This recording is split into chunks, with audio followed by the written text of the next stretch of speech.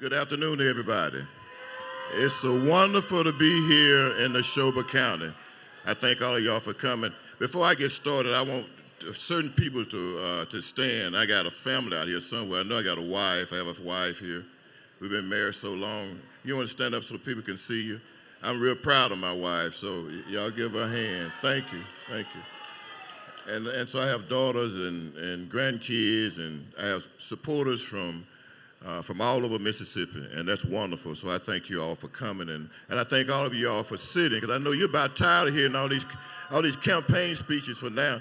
So I don't know if I'm going to be 10 minutes or 9.5 minutes, but I hope I'm shorter than 10 minutes.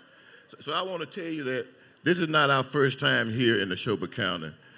When I was mayor of Hattiesburg, we came here about 5 years in a row, and we had Neshoba County Day in Neshoba County. It was Hattiesburg Day in Neshoba County. And so we came here to talk about Hattiesburg and to help our tourism community out with Hattiesburg. And I think it did a good job. I think it excited people enough to where they actually came to Hattiesburg and spent some money and spent some nights there, and it helped us out. We also, with the harness races, we took care of the blankets when we did that. So let me tell you who I am, because some of you may not really know who I am. I'm a real estate broker by choice. I have a PhD in urban higher education. I served on the school board in Hattiesburg. I served on the board of supervisors in Hattiesburg. And I was the longest serving mayor in Hattiesburg history. I served 16 years, from 2001 to 2017. And so in 2017, some people decided they wanted to retire me, and so I retired. And so what have I been doing the last 2 years? Well, I've been teaching at the University of Southern Mississippi. I've started 2 businesses, and I've done everything my wife told me to do. And so, but after teaching at the university, I realized that we have a problem in Mississippi. And one of the things that mayors do is they solve problems. They come up with innovative ideas to solve problems. I would teach class, and I found out that these young people were not engaged. They were not only not engaged in the outside world, but even on the university campus, when it came to determining who was supposed to do what, they didn't vote. They weren't engaged. And it transferred out to the community. And that's not the way our community is supposed to be. We live in a democratic republic. A democratic republic is supported by the vote. And if you don't vote, then you don't have a democratic democracy, a democratic republic. And so I realized at that time there were some other things that we needed to do. And so after talking it over with my wife and doing a lot of praying, we decided I'd get back in the race after 2 years of being outside the race. So what makes me more qualified than some other ones to run? Well, I think there's a lot of things. One of the things that the Secretary of State is responsible for is 16th section lands. And you hear all people talk about how much they want to increase funding for schools. Well, 16th section land was designed just for that, so that schools could benefit from those income from 16th section property. Well, teachers and administrators should be administrating and teaching our kids, not worried about who's paying a lease on a piece of property. That's not something they ought to do. But I tell you, I'm a real estate broker since 1988, and I have a plan for that. We also talked about tax forfeited properties, which is the Secretary of State's responsibility. I'm the only one in this race has worked with the Secretary of State to actually take tax forfeited properties and put them back on the rolls, which means that you get, hopefully, a decrease or not increase in your taxes because you have more taxes coming to your rolls. Those are the kind of things that we've been able to accomplish as mayor of Hattiesburg. But some of the other things that we've done, now I'm going to sound like a Republican when I say this, but we did increase taxes in my 16 years but 1 year. And that's because we learned how to do as much as we could with what we had and not have to go and raise taxes in order to do that. We also were able to create a clinic for our employees, so our employees would not have to pay those high medical costs, and the children and the family members wouldn't have to pay that high medical cost. And so what happened with that? We ended up having people coming to work on time. They're not ill. So not only were those people who work for the city able to go to the clinic, but those who retired from the city were able to go. Those are just some of the things that make me, I think, more qualified to be Secretary of State. You know, one of the things that we've done that none of the other candidates have, we've managed 800 employees. I don't think any of the other ones have managed that many employees. We've managed a $200 million budget. I don't think any of those have managed a $2 million budget. We've managed catastrophes such as Katrina and 2 tornadoes and a flood. None of them have managed any of that kind of stuff. And you have to have management, executive management, I think, experience in order to do those kinds of things. And so what happens while we're in this race?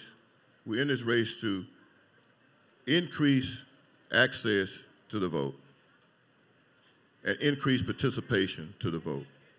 With our history in Mississippi, with voting, we ought to be #1 in voting in Mississippi. Not as MIT says that we are 43rd in voting. And why are some of the reasons we're 43rd in voting? Because we don't do some things like we ought to be able to do them.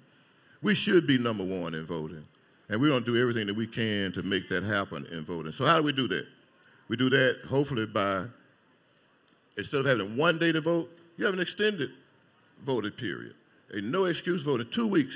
So you get a chance. You know, we don't live in an agrarian society anymore where we have to worry about planting and harvesting and those kind of things. We do all kinds of things. Our children and our youth are doing all kinds of things. So it make it easier for them to vote, not harder for them to vote. And so we need to do that. What else are we going to try to do?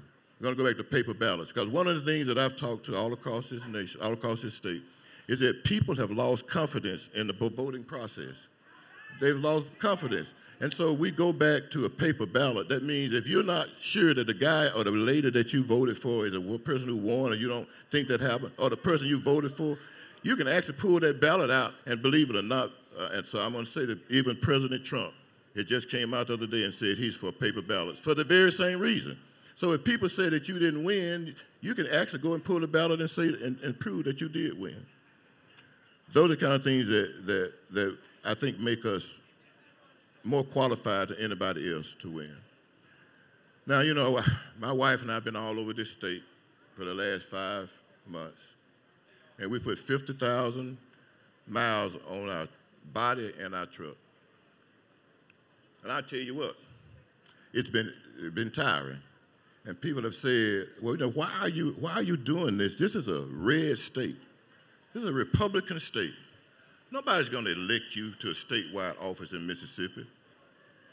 I said, well, you know, I don't really believe that. I believe that people who come up to me and say, you know, I don't necessarily vote for the party, I vote for the individual. I believe people do that. And hopefully I'm giving you all an opportunity to vote for somebody who is vastly more qualified to be Secretary of State than anybody else who's going to be on this ticket, either in August or November.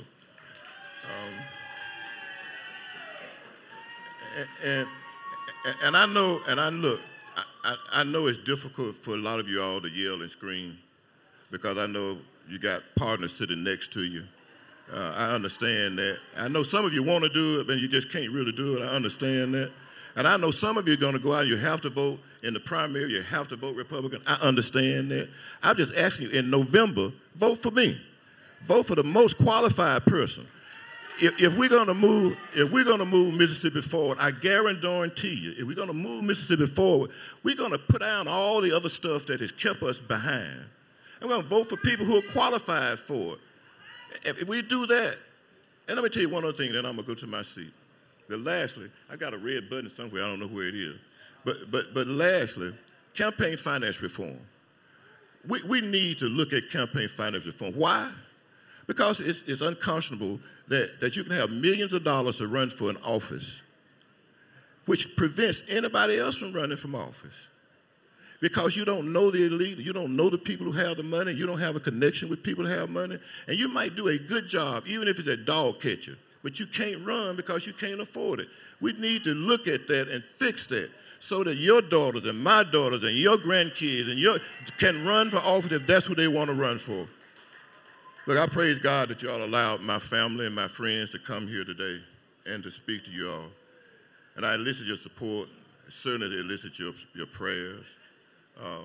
We believe God is in the middle of all that we do, else we wouldn't be here. So thank you all. God bless you.